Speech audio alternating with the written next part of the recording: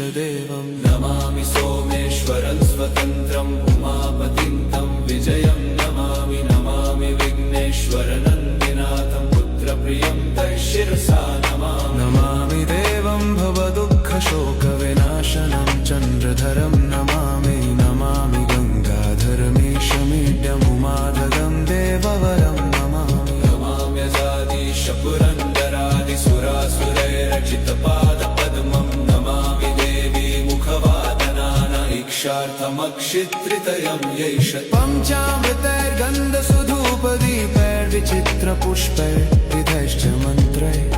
अन्नप्रकारैः सकलोपचारैः सम्पूजितं सोममहं नमामि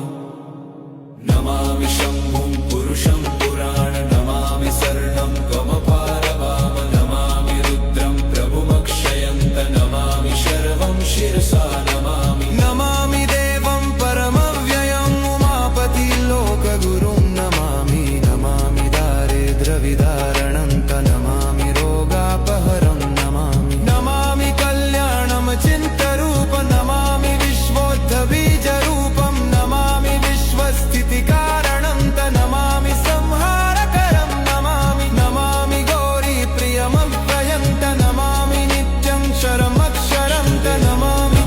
सोमेश्वरं स्वतन्त्रम् उमापतिं तं विजयं नमामि नमामि विघ्नेश्वरनन्दिनाथं पुत्रप्रियं तैशिरसा नमामि नमामि देवं भवदुःखशोकविनाशनं चन्द्रधरं नमामि नमामि गङ्गाधरमीशमीड्यमुमाधगं देववरं नमामि नमाम्यजादीश पुरन्दरादिसुरासुरैरचितपादपद्मं नमामि देवी मुखवादनान इक्षार्थमक्षित्रितयं यैष पञ्चामृतैर्गन्धसुधूपदीपैर्विचित्रपुष्पैर्विधैश्च मन्त्रैः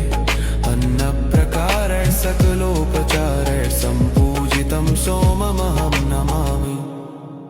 नमामि शम्भुं पुरुषं पुराण नमामि शरणं गमपारवाम नमामि रुद्रं प्रभुमक्षयन्त नमामि शर्वं शिरसा नमामि नमामि देवं परमव्ययम् उमापतिलोकगुरुं नमामि नमामि दारिद्र्यविदारणन्त नमामि रोगापहरं नमामि नमामि कल्याणमचिन्तरूप नमामि विश्वोद्धबीजरूपं नमामि विश्वस्थितिकारणन्त नमामि संहारकरं नमामि नमामि गौरीप्रियमव्ययन्त नमामि नित्यं शरमक्षरन्त नमामि नमामि सोमेश्वरं स्वतन्त्रम् उमापतिं तं विजयं नमामि नमामि विघ्नेश्वरनन्दिनाथं पुत्रप्रियं तैशिरसा नमामि नमामि देवं